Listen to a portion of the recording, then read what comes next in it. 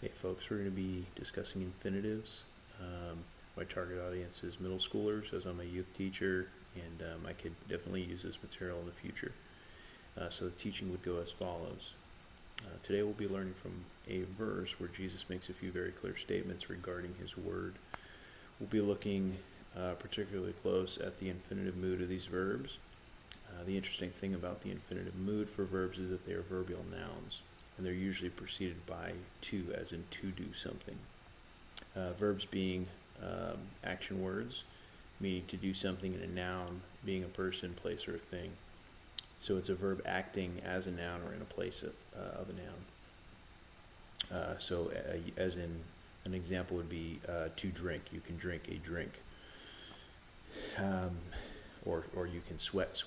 Those are just a few examples.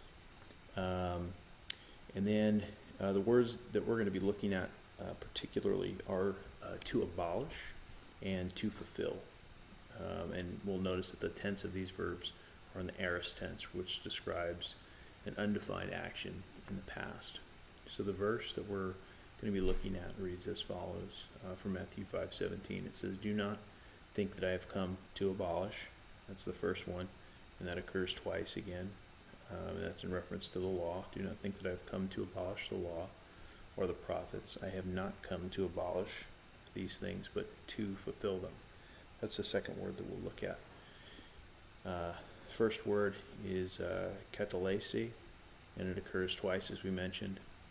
And the word has some similar usage in Matthew 26:61, is in to destroy, and in John 2:19 also to destroy, with the root word in luo.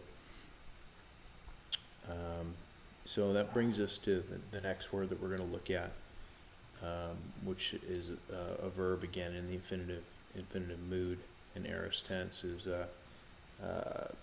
plerosai. This is seen throughout the Old and the New Testament as to fulfill, to make the fullest, and that's the primary definition, and then within there is also to complete.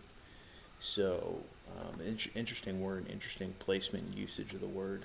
We experience fullness and completion in the law through Yeshua, Jesus, his Hebrew name, because we can't fulfill it perfectly, and his grace abounds.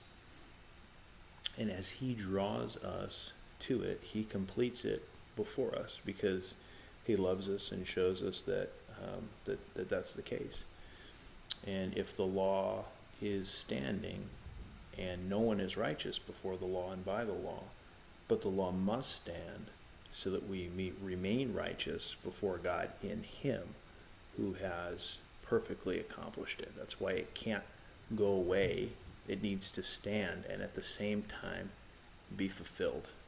So praise God for that.